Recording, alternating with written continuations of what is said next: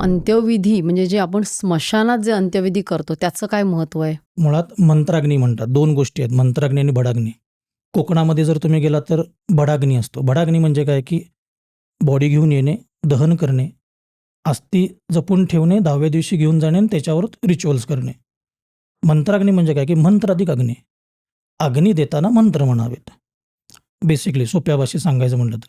मग त्याच्यामध्ये कसं आहे, की यम, काल आणि मृत्यू या शय्येवर त्या प्रेताला झोपवायचं आहे. आता मुळात प्रेत म्हटलं की लोकं घाबरतात. अरे, निगेटिव्ह वर्ड आला, बापरे! कसं ऐकायचं, कसं बोलू? प्रेत निगेटिव्ह नाही आहे ना. तुमचा माइंडसेट निगेटिव्ह आहे. पिंड म्हटलं की आम्ही घाबरतो. शंकराच्याला पण पिंड म्हणतोच ना आम्ही. तो वेगळा भाग आहे. हा वेगळा आहे. तसं प्रेत हा शब्द निगेटिव्ह नाही आहे. म्हणजे आम्हाला कसं झालंय, की ते डेड बॉडी सोफिस्टिकेटेड वाटते. मृतदेह नको. आपण डेड बॉडीज म्हणूया. असं कुठं नाही आहे. मग ते प्रेताला या 3 ह्याच्यावर ठेवायचं आहे. थोडक्यात काय, की काही प्रॉमिसेस केले जातात, की माणूस जाताना अचानक जातो ना, विदाऊट एनी अपॉइंटमेंट्स आहे ना, लग्नासारखं नाही आहे. मग जाताना त्याचे काही पापं असतील की, म्हणजे आता कलियुगात म्हणतात ना, की पाप करावं लागत नाही, ते घडतं. तसं ह्या गोष्टी आहेत, की काही पापं राहिली आहेत. मग त्याचा तर जबाबदारी कोण घेणार? तो मुलगा म्हणतो, की काळजी नका, मी घेतोय. मग त्या सुरुवातीला काही प्रायश्चित्त आहेत आणि मग सगळ्या गोष्टी चालू होतात मंत्राग्नीला. मग त्या तिन्हीवर ठेवून त्यांना दहन करताना मग तिथं 5 गोळे, मग लोकं बोलतात त्रिपाद आहे का? कसले गोळे? 5 कणकेचे किंवा सातूचे गोळे ठेवले जातात. हां. मग ते त्यातला 5 का असतात त्याचं काय? 5 म्हणजे बेसिकली काय, त्यातले 2 जे असतात ते यमाच्या कुत्रांसाठी, ज्यांचं नाव श्याम आणि शबल आहे. म्हणजे आता त्यांना 4 डोळे आहेत. आता तुम्ही म्हणाल 4 डोळे गुरुजी, जसं आता तुम्ही म्हटला, की गेम ऑफ थ्रोन्समध्ये रेवनला 3 काहीतरी डोळे होते ना आय गेस. म्हणजे मी सांगते फॉलो मी. करत नाही. सांगते मी तुम्हाला म्हणजे ते. मी ते फॉलो करत नाही, बट ऐकल्यासारखं आहे. म्हणून म्हटलं, की तसं ते 3 चालतात. तसं हे 4 का नाही चालत? मग 4 डोळ्यांचे मांस भक्षण करणारं कुत्रं आहे. मग आपली कन्सेप्ट अजून त्यांच्यापर्यंत पोहोचली नाही आहे वर, की त्यांचं कुत्रं बेडरूमपर्यंत नाही आहे ना. ते घराच्या बाहेर आहे. दरवाजाच्या बाहेर आहे.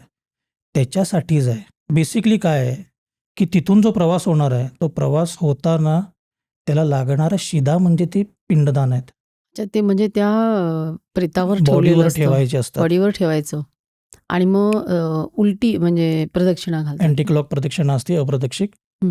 किंवा 3 मग त्याच्याबद्दल फार डिबेटेबल लोकांच्या गोष्टी आहेत, की गाडगं फिरवताना पाताळ, पृथ्वी, स्वर्ग त्याच्यामध्ये कुठंच त्याचं कनेक्शन राहू नये, की तो मोकळा व्हावा, या सगळ्या गोष्टींचा विचार करतात. त्यानंतर गाडगं फोडलं जातं. त्याला म्हणतात घटस्फोट, जो आम्ही रोज शब्द बोलतो. म्हणून म्हटलं, की प्रेत चालत नाही, घटस्फोट हा शब्द आम्हाला चालतो. तशा ह्या गोष्टी आहेत, की ह्या लोकांनी समजून घेतल्या पाहिजेत, की हे निगेटिव्ह नाही आहे. हे भयंकर पॉझिटिव्ह कर्म आहे. पण मला एक सांगा, की स्मशानामध्ये बायकांनी जाऊ नये असं म्हणतात. आता जेव्हा काही वर्षांपूर्वी माझे बाबा गेले, तेव्हा मी तर गेले होते. कारण आम्ही डॉक्टर म्हणून डेड बॉडीज नेहमीच बघतो. तर मग बायकांनी जाऊ नये हे कुठून आलं? खरंच सांगतं का शास्त्र असं? मुळात कसं आहे, की स्मशानामध्ये ऑक्सिजनचं प्रमाण कमी जास्त. दहनं होतात, अग्नीसारखा चालू असतो, शांत होतं. दुसरी गोष्ट काय आहे, की तशी अनहायजेनिक प्लेस ना. माझं कुटुंब सगळं एका स्त्रीच्या भोवती फिरत असतं, कुठल्याही पुरुषाचं. More on then. मग हे सगळं करताना स्त्रियांनी येताना जे आपलं मूलाधार चक्र आहे, ते थोडं डेलिकेट आहे बायकांमध्ये. जसं आपण म्हणतो, की युरिन इन्फेक्शन पुरुषांपेक्षा स्त्रियांना जास्त होतं ना, की ते डेलिकेट आहे. मग तिथं आल्यानंतर तिथले जे व्हायब्रेशन्स आहेत, तिथले जे वाइब्स आहेत, हे प्रत्येक स्त्रीला सोसतीलच असे नाही आहेत. मग आता बायका जातात. काही समाजामध्ये, आता आमच्या सांगलीमध्ये, कोल्हापूरमध्ये, म्हणजे समजा मराठा समाज असेल, दलित समाज असेल, ह्यांच्या बायका जातात. का जातात त्यांनाही माहीत नाही आहे, की नवरा म्हणतो म्हणून मी जातो. की जसं महाराजांच्या वेळेला जिथं महाराजांचं आधिपत्य नव्हतं, मग तिथं एखाद्या गावात एखादी व्यक्ती वारली, की सगळे घरातले गावातले पुरुष त्यांना मंत्राग्नी किंवा बडाग्नीसाठी वॉटेवर जायचे. मग घरातल्या स्त्रिया एकट्या घरात, तेव्हा मुघल, आदिलशाह, निजामशाह हे येऊन बायका पळवायचे. मग जिथं ह्याचा जास्त दबाव आणि या गोष्टी घडल्या, मग तिथं काय म्हणाले, की आपण बायकांना सोबत घेऊन जाऊया. आम्ही महाराजांपासून सर्व्हायव्हल इन्स्टिंक्टवरच जगतोय ना. महाराजांनंतर बाबा की मुघल आले, आदिलशाह आले, नंतर ब्रिटिशर्स आले. आम्ही सर्व्हायव्हलवर जगतोय. तर आमच्या इंडियामध्ये कॉन्फिडन्स आहे, बाहेर नाही आहे. अच्छा, म्हणून मग ते बायकांनी जायचं किंवा नाही जायचं हे तेव्हा ठरायचं. हं. पण शास्त्रामध्ये असं काही नाहीये की त्यांनी गेलं पाहिजे किंवा नाही असं. ॲक्च्युली जेव्हा शास्त्र सगळ्या गोष्टी झाल्या ना, तेव्हा ह्या गोष्टी नव्हत्या. To be honest. म्हणजे आता बायकांनी जावं का? तेव्हाचं स्मशान आणि आजचं स्मशान वेगळं आहे ना. आता विद्युत दाहिनीमध्ये दहन करतो. आता पुण्यामध्ये आपण वैकुंठला जातो, इकडं-तिकडं जातो. मुलगीच असेल.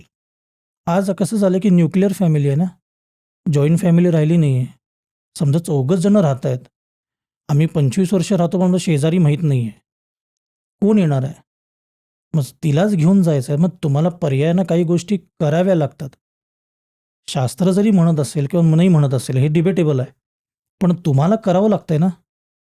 मग ते करताना गोष्टी काय बघायच्या आहेत? समजा तुमच्यावरच सगळ्या गोष्टी अवलंबून असतील, मग त्याला कोणतं टर्म्स अँड कंडिशन्स लागू शकत नाहीत. पण म्हणजे मुलींनी अंत्यविधी केला तरी चालतो? हो, आपल्या गरुड पुराणाच्या 7व्या अध्यायामध्ये क्रियाकर्माबद्दलच्या गोष्टी सांगितल्यात, की कोणी क्रियाकर्माचा अधिकार आहे. तर टोटल 20-21 लोकं सांगितलेत. त्यामध्ये 1 नंबरला ज्येष्ठ पुत्र आहे, 2 नंबरला कनिष्ठ आहे, 3 नंबरला कन्या आहे आणि 17 नंबरला जावई आहे.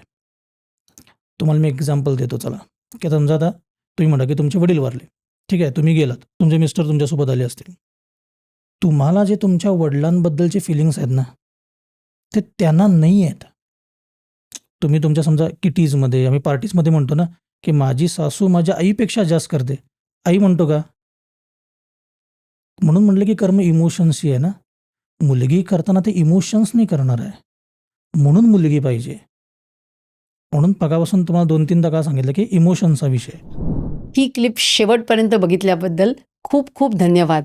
संपूर्ण एपिसोड बघण्यासाठी खाली दिलेल्या लिंकवर क्लिक करा आणि सर्व काही चॅनलला सबस्क्राईब करायला विसरू नका.